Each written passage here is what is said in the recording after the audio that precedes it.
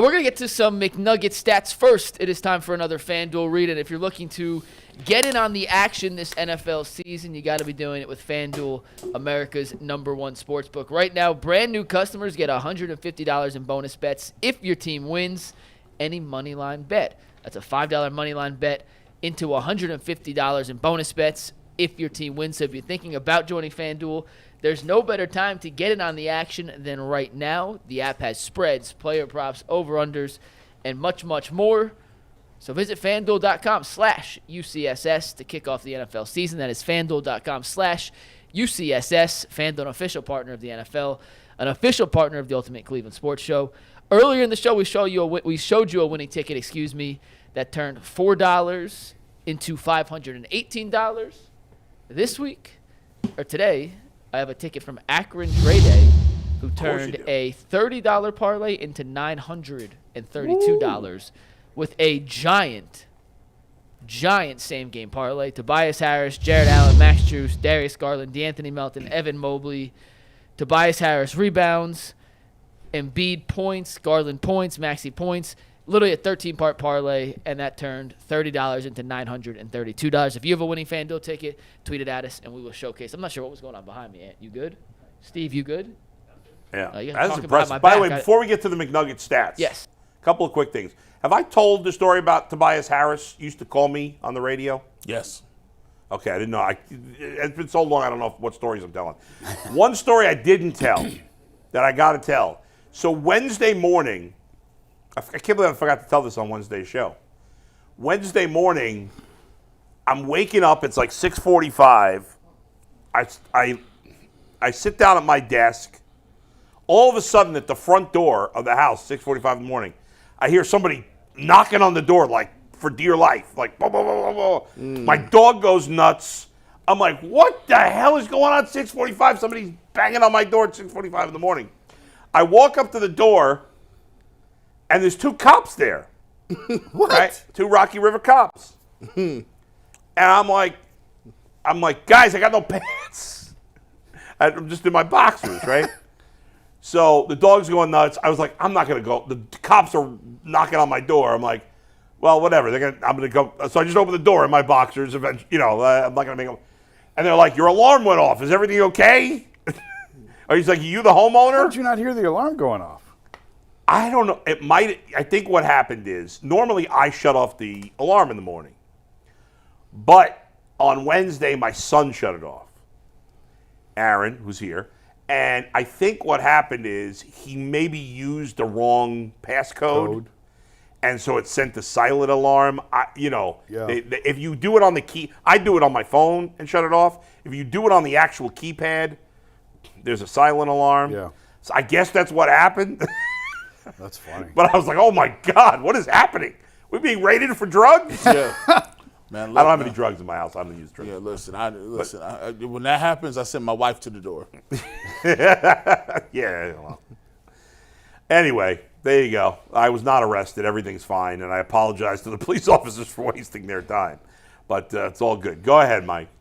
We got a six-pack of McNugget stats here for you. And, Steve, we could actually go to all the way down. It starts at 161. We talked about the first one on Monday, but I want it to be part of this clip on YouTube, so we're going to mention it again. Mm-hmm. Jason brought this up, so actually this is not a McNugget stat. This is a Jason stat. But the Browns have done a phenomenal job this season of essentially gassing out their opponents. The Browns as a team have run 182 more plays this season than their opponent. That's number one in the NFL by a wide margin. Number two is Dallas, who's run 92 more plays. That was before yesterday's game, by the way, so the number may be a tiny bit out, but there's no way they ran over 100 plays more than Washington yesterday. Cleveland defense leads the NFL in 3-and-outs, and in average NFL game, defenses run about 63 plays. So essentially, the Browns' opponents have played 3 more games against them than they've played.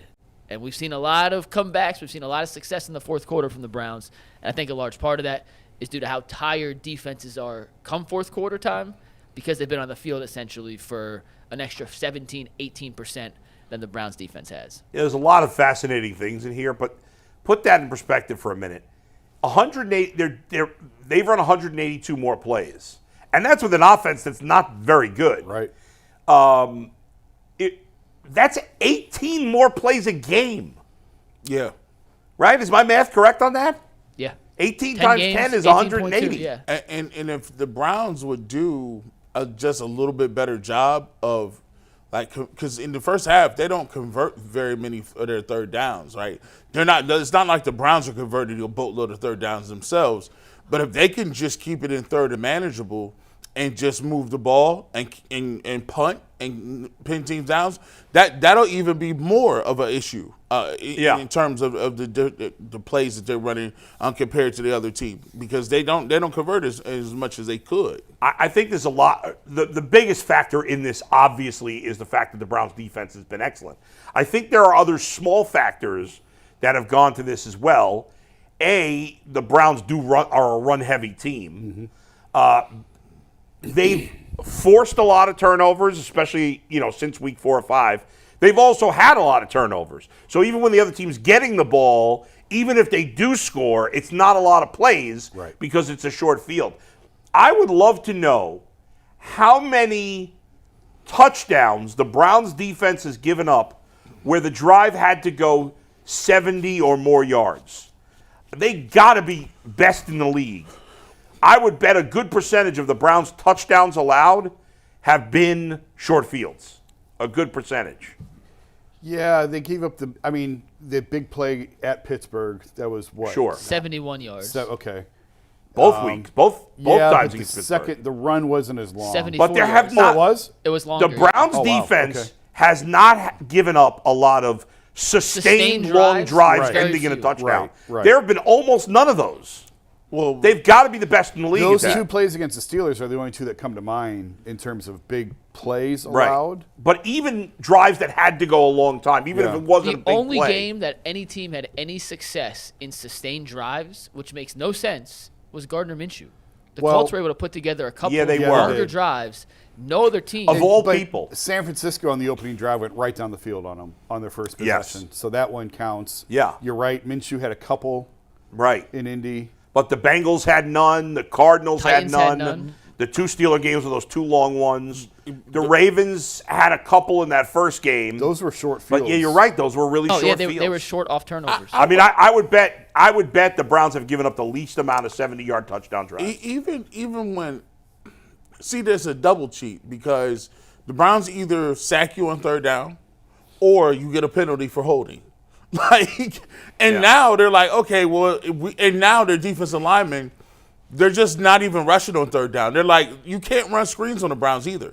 Like if they pick it out and it's third and long enough, they're like, no, you're not throwing the ball downfield. We're gonna sit on your screen game. Yeah. So it's very difficult to have sustained drives when you get put back 1st and 20. That's tough. Like, you gonna run the ball 2-3 times? No.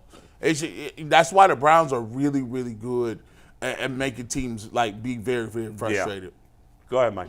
Next one, we talked about this a little earlier, but I think a key this week is keeping it simple for DTR. We mentioned it in the first topic, but 39 of his 43 passes were 10 or fewer yards in the air. His time to throw in different situations was incredible. Kevin Stefanski designed the ball to get out of his hands almost immediately. In a clean pocket, under 2 seconds. When he was blitzed, under 2 seconds. When he wasn't blitzed, a 2.26, which is still way under the league average. And when pressured, it's because he scrambles, so it actually makes the time go up a little bit because he holds it during scrambles and he's looking for more time. 3 seconds. By the way, that first thing says 39 of 40 throws greater than 10 air yards. That's the second time I've messed up a greater than less than sign in this last month, and that's my bad, yeah. I got to go back to 5th grade math there, Mike. That's my bad. I put that back. The alligator mouth eats the bigger number. Yeah, that's me. That's a hand up. My bad job on me there. Yeah. They were under 39 of 43. Were under 10 yards. But essentially the point here is Kevin Stefanski designed a game plan to get the ball out of his hands incredibly quick for 2 reasons. 1, make it easy for DTR, and 2, that negates TJ Watt and Alex Highsmith. Going against 2 backup tackles, how do you negate a pass rush more than having faith in DeJuan Jones and Jerron Christian? You don't give them time to get to the quarterback. I think Stefanski deserves a lot of credit for that, and I would not be surprised, even if they do reinvent themselves a little bit, like G alluded to earlier, that this is still kind of the general premise for how to have success with DTR on the road in Denver. Well, it's also simplifying the reads for the quarterback. It's really one read and go, right? Like, you don't have a lot of time to scan the field and go through your first progression, second progression. When you're getting the ball out that fast, you pretty much know where it's going off the snap.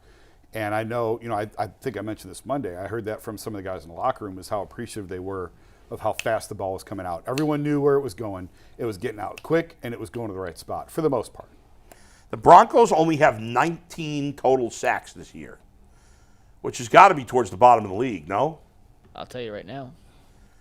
I mean, and they're leading. They have 2 linebackers who have 5 sacks to lead the team, or 5.5. Isn't Flores their D coordinator?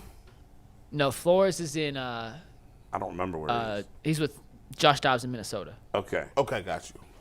I flipped him up because Minnesota played Denver played last week. I know I heard his name. And so I think in this game we're less worried about the pass rush. Dead last, by the way. They're dead last in sacks. I figured they were near the bottom. They're dead last. They're tied with the Giants for dead last. Okay. They essentially have no pass rush. You're getting rid of the ball quick to avoid the pass rush. I think they'll be able to throw deeper this. Last week you talked about, Mike, all the passes being short. Well, part of the reason all the passes were short is because they didn't want to take the time to go downfield because they were worried about Watt and Highsmith. This week, there's nobody you're worried about on Denver. They don't have one really good pass rusher. Nobody. I never heard of their sack leaders. I never heard of either of those guys. Benito was a guy who was on the same defensive line at Oklahoma as Perrion Winfrey. Yeah. They came in the same draft class. The other guy, Jonathan Cooper, not too familiar. I never even heard of either of those. Have you guys heard of either of those guys? No. They have 5.5 sacks each. They only have 4 players with more than 1 sack. And if 2 guys with 5.5, 2 guys with 3. So they're rarely getting to the quarterback. They're not good up front. They got a good secondary, but they're not very good up front. This is an if the Browns' offense is going to get going, it should get going this week. The only thing the Broncos have done well is take the ball away the last bunch of weeks, and that's been a problem for the Browns. If the Browns protect the ball, I think they'll win the game. What would you say DTR's weakness is? I don't know yet. I mean, Yeah, I don't think Is that crazy? Like I don't know. What's his strength? I don't know what his strength. I mean, I think everything's his weakness right now. I don't know. I don't know if he's any good. Do we know if he can? I don't know if he can play. I haven't seen it. That's the thing, right? We don't know. When you say he's going against the defense, it's I hard guess his strength would be that can throw really hard. Yeah, But there's been a lot of quarterbacks that can throw hard that weren't good quarterbacks. So when you say, this is what the Browns can exploit, I don't know if he can exploit the deep game because I don't know if he's accurate enough, or I don't know if he. I know he gets rid of the ball quickly, but I think that might be a Kevin Stefanski thing. So my thing is, it'll be interesting. It's almost like watching a rookie quarterback for the first time. It's like watching a guy that you drafted, and it's weird because we didn't draft him to take over the team at this point because he's still young and he's 5th round draft pick. But it's weird. It's like you being in this place where you wanna continue to win football games. Your team is 7-3. It's a pressure packed game, and you got this guy who you don't know anything about, and you're just like, okay, how can they win this football game? Do you have any feel for what he's capable of? No. How really. could you? And that's why we've said for weeks, just keep it simple with him. Just keep it simple. Short passes, screens, all the stuff that we've talked about, because you need to build confidence in him. You need to see what you've got with him. Certainly, I think the Browns have a little bit better of an idea what he can and can't do just because they've had him since spring, and he's got a lot of practice reps now. But we don't get to watch practice, and so all we have is what we can go off of what we've seen, which isn't a lot. Yeah. Right, So but I would hard to think say. this is a team it would make sense. Again, with the Steelers, you're worried about their pass rush. With the Broncos, you're not. So it makes sense. Like if they're going to take some deep shots, this week would seem to be the week to do it. Yeah, because the offensive line, and you're getting DeJuan Jones back too. So your offensive line is better. By the way, Gary Christian did not grade out well last week. No, very in the 30s. The 30s, which is weird because he only gave up 2 pressures, but with the timing, PFF, Who knows? we're not I don't totally know. sure. All right, next stat for you. It's Denver minus Miami. Now, before I tell you the actual numbers, the Miami game was a catastrophe for Denver. They gave up 70 points. They lost 70-20. And right now, if you look at Denver's defensive numbers across the board for season totals, they're near the bottom in everything, including rushing yards. They're going up 160 rushing yards this season. That is dead last in the NFL. However, at home in the last 3 weeks, they've been much better, but much better from worse is still bottom 10 in the league. You can definitely run against this defense, and I do expect the Browns to run the ball a lot in this game. If you look at points per game right now, they average opposing teams are averaging 26.8 points per game against them. That's 30th. But if you take out the Miami game, and granted that was the worst game, and it's not fair to take out one game, but just to see where they've ranked, if that's more of an anomaly, and it kind of does. But you're not taking every other team's worst game out. I'm just saying take that one game out. Team, I mean, 70 points is okay, drastic. but I think what would be better to do is cut it in half. What do you mean cut it in half? I'm saying take it as if the Dolphins I'm just giving you a context 30. of how this defense has performed in 9 of 10 games and since Miami game, which once again is middle of the pack. Last season they were one of the best defenses in football. This year they've taken a major step back, but that one game skews the numbers more than if you just take a snapshot. So you take out the Miami game, they've played 9 games. They average giving up 21 points per game, 15th in the league, which is dead smack in the middle. In the 7 games after Miami, 19.6 points per game, which would be 8th in the league. And on the 4-game win streak, they're averaging giving up 17 points. So it's more, what have you done for me lately? Yeah, they've played and the defense better. has been okay. It's not great, but it's not as bad as the overall picture of the 30th ranked defense in the league looks when you look at the overall context. I think they're a mediocre team. They're a mediocre defense. Yeah. And a mediocre team can beat anybody on any given day. The NFL has, in a way, it feels like a bad year in some ways for the NFL because so many quarterbacks been hurt. But in a way, it's a good year because it's so up for grabs. I know the Eagles have been the best team overall, but I don't think the Eagles are any kind of lock to go to the Super Bowl. No. And the AFC feels completely wide open. Are you comfortable picking any team as a favorite in the AFC? I guess I'd go with Kansas City because of their track record. Right. If I had to pick, I'm going to take Kansas City. But they don't look great. Pick a team that's going to play them, though, in the AFC Championship game. Like, just throw a dart. I mean, You know what I mean? Like, I like the Chiefs' odds to get to the AFC title game still. Baltimore overall may have played. You could argue Baltimore's been the best team in the AFC, but Lamar's won 1 playoff game. Yeah. So do you have faith in him in the playoffs? That's the thing. A lot of these teams that are playing well, they have unproven quarterbacks. So that's why in the end I would still lean towards Mahomes. But that's why I'm interested to see if Kevin Stefanski sees like some upside. The way he plays these games, it's going to tell me whether or not he believes that DTR can be a viable starter in this league. Because, when he has a quarterback, when he had Deshaun Watson, he opened it up. Like, he'll throw the ball downfield. And if DTR, if he comes out and he's like, all right, well, we got our tackles back. This defense is middle of the road. We're throwing the football. Yeah. I'm like, why? Because that would then tell me he feels he has a shot. Like, usually he would play it close to the vest and see hey, let's get to the playoffs, see what happens. Yeah. But if DTR can start playing like a middle-of-the-road quarterback, maybe he start to see the field better. Maybe he starts to get some momentum and confidence. Like you said, it's wide open. Like, it's wide open. All right, Mike, next. How many more we got here? We got 3 more, so we're going to go through. And this ahead. one we can fly through real quick. We touched on the turnovers earlier. The Browns, as we know, have a -5 turnover differential this season. The Broncos have the 4th best turnover differential. They're at +6 this season. The 11 turnover differential in this matchup between where Cleveland is and Denver is the single biggest turnover margin in all the matchups in Week 12. And I got this from Cleve TA, our guy on Twitter. If you don't follow Cleve TA, he's one of the best follows. He's got his own Twitter. website, analytics-based Super website. smart guy. Excellent job. He let me know that since Week 6, the Broncos rank in the bottom 5 in the NFL in percentage of drives ending in a score that start in their own field position. So if it's not a turnover and they have to go 40, 50 yards to score, they've been horrendous at that since Week 6.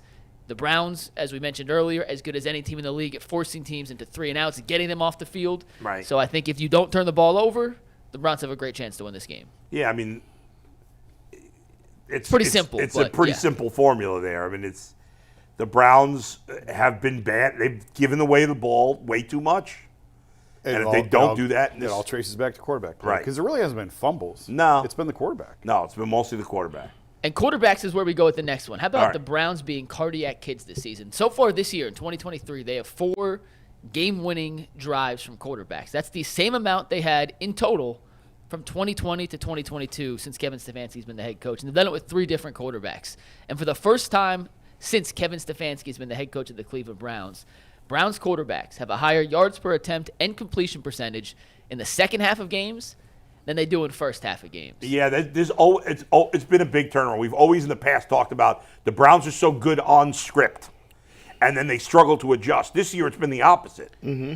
Yeah, they've been much better in the second half, and I think a lot of it is they've worn teams down by being on the field a lot. That still surprises me, though, because I remember Baker's first year with Kevin. The first half was a lot of dinking and dunking, a lot of short passes, and then they really sort of let it rip the more the game progressed. That's really the only year I can recall that happening, but that surprises me a little bit. Yeah, the